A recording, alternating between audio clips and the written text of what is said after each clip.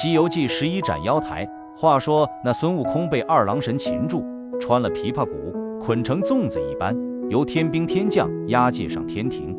一路上，悟空虽然动弹不得，嘴里却没闲着，叽叽喳喳说个不停。从二郎神的庙太寒碜说到哮天犬有口臭，从太上老君偷袭不讲武德说到玉帝小气只给各弼马文当。到了凌霄宝殿，玉帝高坐龙椅之上，见悟空被押进来，冷笑一声：泼猴，你偷蟠桃，盗御酒，窃仙丹，搅乱蟠桃大会，假传旨意，诓骗赤脚大仙，种种罪行，罄竹难书。今日被擒，还有何话说？悟空被按在地上，却昂着头，嬉皮笑脸地说：老官儿，你这话说的不对，蟠桃是你请我管的，我吃几个怎么了？那叫职工福利。御酒放在那里没人喝，我帮你喝了省得浪费，那叫勤俭节约。仙丹嘛，他眼珠一转，那是老君自己放在那里的，我以为是请我吃的，不吃白不吃。玉帝被他气得胡子直翘，一派胡言！来人呐，将这泼猴押赴斩妖台，碎尸万段。众天兵齐声应诺，将悟空拖出凌霄殿，押往斩妖台。斩妖台在天宫的西北角，是一座高耸的石台，四周围着铁栏杆，台中央竖着一根降妖柱，柱上刻满了符文，闪烁着幽幽的光芒。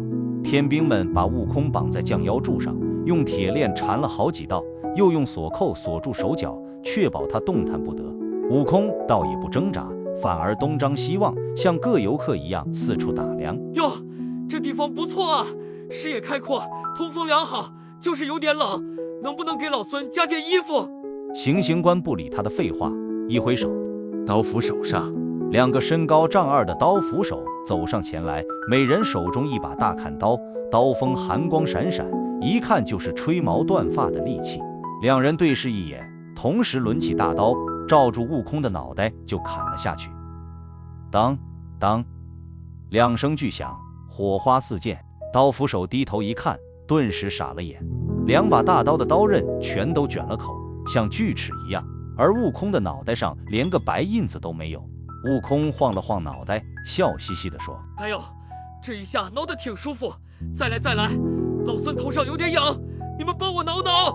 刀斧手面面相觑，又换了两把新刀，照住悟空的脖子、肩膀、胸口一顿猛砍。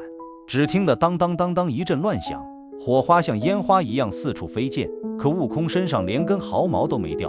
悟空打了个哈欠：你们砍完了没有？老孙都快睡住了，这也太慢了，要不你们换个电动的。刀斧手满头大汗，向行刑官禀报：禀大人，这猴子刀枪不入，属下的刀都砍坏了10几把了。行刑官皱了皱眉：换枪。一队天兵持长枪上前，对准悟空的身体猛刺，枪尖刺在悟空身上，发出叮叮当当的声音，如同刺在铁板上。不一会儿，几十根枪尖全都秃了，有的甚至弯成了90度。悟空低头看了看那些弯掉的枪尖，笑道：你们这枪质量不行啊，下次记得买正品。行刑官的脸色越来越难看，咬咬牙：火部众神上。火部众神应声而出，为首的是火德星君，率领着一群火神，各持火器，将悟空团团围住。火德星君大喝一声：放火！刹那间，10几道火焰从四面八方喷向悟空，有三昧真火，有太阳真火，有空中火、石中火、木中火，五花八门，各种火焰交织在一起，将悟空整个人吞没了。火焰熊熊燃烧，热浪滚滚，连空气都被烧得扭曲了。行刑官和天兵们都退得远远的，生怕被波及。大火烧了足足1个时辰，火势才渐渐减弱。待火焰熄灭，众人定睛一看，悟空安然无恙地坐在那里，浑身上下连个火星子都没有，反倒是那根强腰柱被烧得通红，快要融化了。悟空打了个饱嗝，嘴里冒出一缕青烟，咂咂嘴道：这火不错，就是火候差了点，要是再旺一些，烤出来的颜色会更好看。你们有没有孜然？老孙自带了盐，咱们可以烤串。火德星君气得脸都黑了，他本来脸就红，这下红得发紫了。行刑官擦了擦汗，硬着头皮道：雷部众神上。雷公电母率领雷部众神上前，雷公手持雷锤，电母手持电镜，对准悟空。雷公大喝一声，雷锤猛击，一道惊天巨雷劈在悟空身上，电光四射，雷声震耳，整个斩妖台都在颤抖。电母也挥动电镜，一道道闪电如银蛇般缠绕在悟空身上，噼里啪啦响个不停，雷电交加，持续了半个时辰。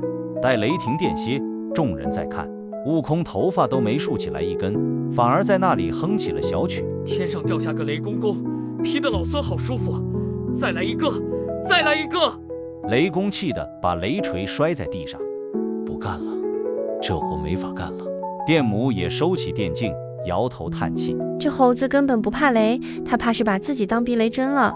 行刑官彻底没了办法，只好去向玉帝禀报。凌霄殿上，大力鬼王跪在丹池之下，将斩妖台上的情形一五一十地禀报了。玉帝听完，眉头紧皱，这厮刀砍不动，火烧不伤，雷劈不死，这可如何是好？众仙卿面面相觑，无一人敢应。正在此时，太上老君从颁布中走出，手持拂尘，白胡子飘飘，不紧不慢地说：陛下不必忧虑，那猴头吃了蟠桃，饮了御酒，又偷了老道5壶9转金丹，那金丹有生有熟，都被他一股脑儿吃进肚里，在他体内运用3昧真火锻成一块，所以练成了金刚不坏之躯，寻常刀兵火雷自然伤他不得。玉帝问：拿太上老君之见，该当如何？老君捋了捋胡子，眼中闪过一丝狡黠，不如将这猴头交给老道，放在八卦炉中，以文武火锻烧，一来可以练出老道的金丹来，那些金丹被他吃了，可不能白白浪费了；二来749日之后，他自会化为灰烬，一举两得，岂不妙哉？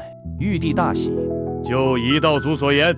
6丁6甲神将上前，将悟空从降妖柱上解下来。悟空被绑了半天，手脚都有些麻木了，活动了一下筋骨，见是老君来领他，顿时乐了。哟，老官儿，你来了。老君笑眯眯地说：猴儿，跟老道走一趟吧，老道请你蒸桑拿。悟空一愣，蒸桑拿？那是什么玩意儿？老君神秘的一笑：去了你就知道了。下一回，悟空被带到兜率宫，只见丹房正中摆着一座巨大的八卦炉，炉身是青铜铸成，上面刻着乾、坎、艮、震、巽、离、坤对8个卦象。炉膛里火焰熊熊，热浪逼人。